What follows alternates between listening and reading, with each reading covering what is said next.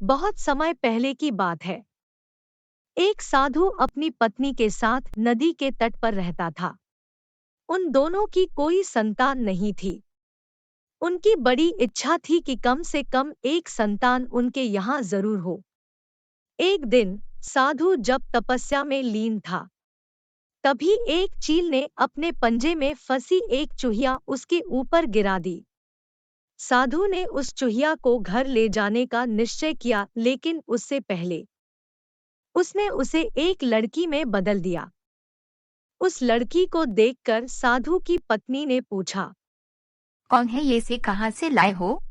साधु ने पत्नी को पूरी बात बताई। उसकी पत्नी बहुत प्रसन्न हुई और वह बोली, तुमने उसे जीवन दिया है, इसलिए तुम ही उसके पिता हुए। इस तरह में भी उसकी माँ हुई। हमारे यहाँ कोई संतान नहीं थी, इसलिए भगवान ने इसे हमारे पास भेजा है। जल्द ही वह बच्ची एक सुंदर युवती बन गई। जब वह 16 साल की हुई तो साधु और उसकी पत्नी ने उसका विवाह करने का निश्चय किया।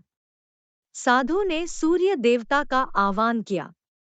जब सूर्य देवता उसके सामने आए, तो साधु ने उनसे उसकी बेटी से विवाह करने का अनुरोध किया।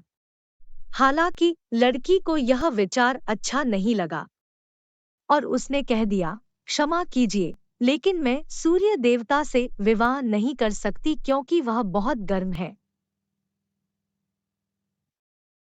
निराश साधु ने सूर्य देवता से कहा कि अब वे ही उसकी लड़की के लिए कोई सुयोग्य वर सुझाए।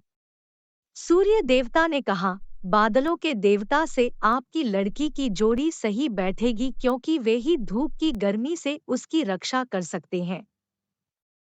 साधु ने अब बादल देवता से उसकी लड़की से विवाह करने का अनुरोध किया। इस बार भी लड़की ने विवाह से इनकार कर दिया और बोली, मैं इस काले व्यक्ति से विवाह नहीं करूंगी।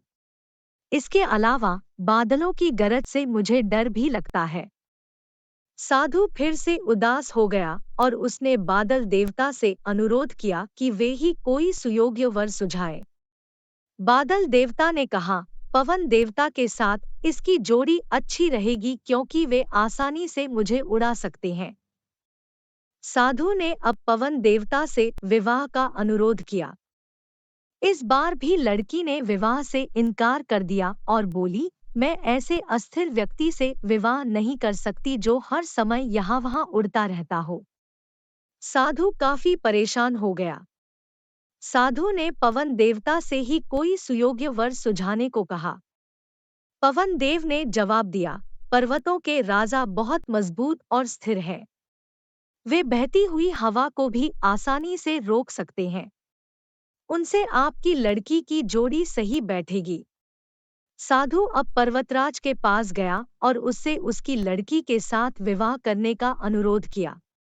हालांकि इस बार भी लड़की ने विवाह करने से इनकार कर दिया और कहा, मैं ऐसे किसी व्यक्ति से विवाह नहीं कर सकती जो इतना कठोर और ठंडा हो। लड़की ने साधु से किसी नर्म वर को खोजने को कहा। साधु ने पर्वतराज से सलाह मांगी। पर्वतराज ने जवाब दिया, किसी चूहे के साथ ही आपकी लड़की की जोड़ी अच्छी रहेगी क्योंकि वह नर्म भी है और आसानी से किसी पर्वत में भी बिल बना सकता है। इस बार लड़की को वर पसंद आ गया। साधु काफी हैरान हुआ और बोला, भाग्य का खेल कितना निराला है। तुम मेरे पास एक चूहिया के रूप में आई थी और मैंने ही तुम्हें लड़की का रूप दिया था। चूहिया के रूप में जन्म लेने के कारण तुम्हारे भाग्य में चूहे से ही विवाह करना लिखा था और वही हुआ। भाग्य में जो लिखा था वही हुआ। साधु ने फिर से प्रार्थना शुरू कर दी और लड़की को दोबारा चूहिया बना दिया। मोरल ऑफ स्टोरीज, भाग्य कभी नहीं बदलता।